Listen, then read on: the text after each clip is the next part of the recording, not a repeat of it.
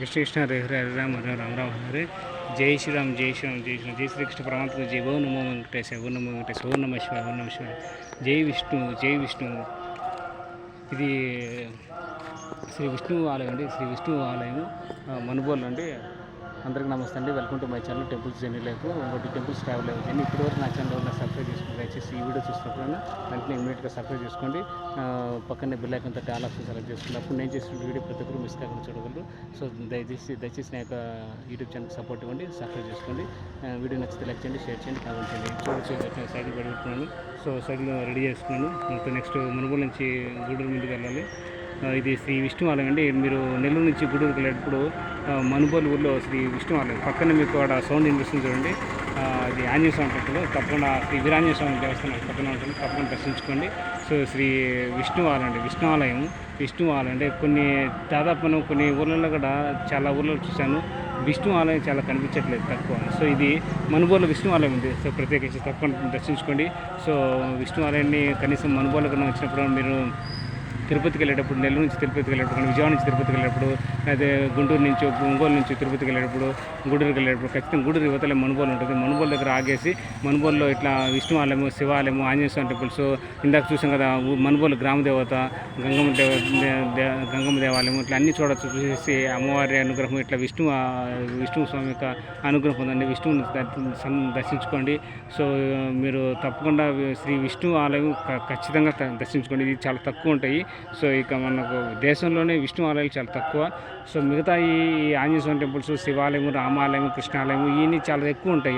గ్రామ దేవతలు, ఊరు పోలేరమ్మ దేవతలు, గంగమ్మ దేవాలయం చాలా ఎక్కువ ఉంటాయి. కానీ మిగతా యొక్క దేవస్థానంలో అరుదుగా ఉన్నటి ఇట్లా విష్ణు ఆలయము, బ్రహ్మాలయము, అదేవిధంగా కుబేర స్వామి దేవస్థానం ఇలాంటివి కొన్ని తక్కువ ఉంటాయి. సో ఇటువంటి దేవస్థానం మనం సందర్శించుకోవాలి. సో తప్పకుండా అదేవిధంగా పాండురంగ స్వామి దేవస్థానము, ఇంకోటి వచ్చేసి పాండురంగ స్వామి దేవస్థానం, వేణుగోపాల స్వామి దేవస్థానం కూడా ఉంటాయి. అంటే కృష్ణుడే. సో అట్లా అది ఉంటాయి. అలాంటి ఏదైతే ప్రత్యేకంగా ఉన్నాయో ఆ దేవస్థానం తప్పకుండా దర్శించుకొని చాలా అద్భుతంగా ఉంటుంది. చాలా విశాలమైన ప్రదేశం. సో పూజారి లేరు, మనం లోపలికి వెళ్ళాము. సో బయట నుంచి మనం దర్శనం చేసుకుని వెళ్తాం. సో తప్పకుండా విష్ణువుని దర్శించుకొని విష్ణువు కాబట్టి బ్రహ్మ విష్ణు మహేశ్వర అంటారు కదా, బ్రహ్మ విష్ణు మహేశ్వర అట్లా ఆ విధంగా తప్పకుండా విష్ణు ఆలయం నుండి విష్ణువుని దర్శించుకొని విష్ణు యొక్క నామస్మరణ చేయండి. సో విష్ణువుకి నామస్మరణ కానీ ఉంటాయి సపరేట్గా. మనం ఎట్లా ఓం నమ శివ ఎట్లా అంటామో, ఓం నమ వెంకటేశ ఎట్లా అంటామో, హరే కృష్ణ హరే కృష్ణ కృష్ణ కృష్ణ హరే హరే, హరే రామ హరే రామ రామ హరే హరే రామ హరే రామ రామ హరే హరే, హరే కృష్ణ హరే కృష్ణ కృష్ణ కృష్ణ హరే హరే. ఎలా మనం మహామంత్రం జపిస్తామో అదే విష్ణువు కూడా ఉంటుంది. అదే రాముడికి ఎట్లుందో, కృష్ణుడికి ఎట్లుందో, శివుడికి ఎట్లుందో, బ్రహ్మకి ఎట్లుందో. సో మనకు విష్ణువు కూడా అవతారం కాబట్టి, సో తప్పకుండా విష్ణు అవతారం నుంచి ఎన్నో అవతారాలు పుట్టిన అంటున్నారు కాబట్టి కృష్ణుడు అవతారం నుంచి విష్ణువు, లేదా విష్ణు అవతారం నుంచి ఇంకో అవతారం అంటే మన పురాణాలు, ఇతిహాసాలు, చరిత్ర చదివితే మనకు దాని ప్రకారం మూలాధారం నుంచి వెళ్ళచ్చు. అది వేరే టాపిక్. సో విష్ణువుని తప్పకుండా ఆలయం దర్శించుకొని విష్ణు యొక్క ఆశీర్వాదం, కృపా కటాక్షం పొందండి. తీర్థప్రసాదం తీసుకొని పూజారిని దర్శించుకోండి. సో స్వామివారికి అనుగ్రహం పొందేసి స్వామివారికి కృపా కటాక్షం పొందండి. మీరు కోరికలు మాత్రం కోరద్దు. సో శరణు మాత్రం పొందండి. అందరికీ చెప్పేది అయితే ఏ దేవాలయానికి వెళ్ళినా, ఏ దేవస్థానానికి వెళ్ళినా, ఏ గుడికి వెళ్ళినా మనం ఆ యొక్క గుడిలో ఉన్నటువంటి స్వామిని కానీ అమ్మవారిని పూజించేది, కోరుకునేది ఏంటంటే మనకు కోరికలు కోరుకోకుండా ఓన్లీ శరణు మాత్రం పొందాలి.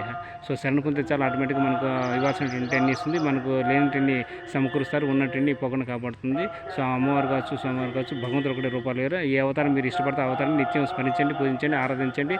సో అదేవిధంగా భజన చేయడము, కీర్తన చేయడము ఇలాంటివన్నీ చేయండి, స్మరించండి. భగవన్నామ స్మరణ మాత్రం మర్చిపోవద్దు, జపం చేయడం మర్చిపోవద్దు. అది మాత్రం కంపల్సరీగా ఉండాలి. ఏదో ఒకటి కంపల్సరీగా జీవితాంతం ఉండాలంటే తప్పదు. సో జన్మ నుంచి జరవైదు అంటారు కదా, మన ఈ కష్టాలని కావాలని కోరుకునే అంత నిత్యం. సో మనకు అన్ని సంతోషం, అన్నీ ఆటోమేటిక్గా వస్తుంటాయి, పోతుంటాయి. సో నిత్యం భగవన్నాస్మరణ కోరుకోవాలి. అది మాత్రం ఉంటే చాలు. సో విష్ణువు యొక్క ప్రత్యేకత గురించి ఇంకొక వీడియోని మీకు తెలియజేస్తాను. సో తప్పకుండా ఇక మనుబోలు ఉన్నటువంటి విష్ణు వాళ్ళని సందర్శించండి. స్వామివారికి కృపా కటాక్షం పొందండి.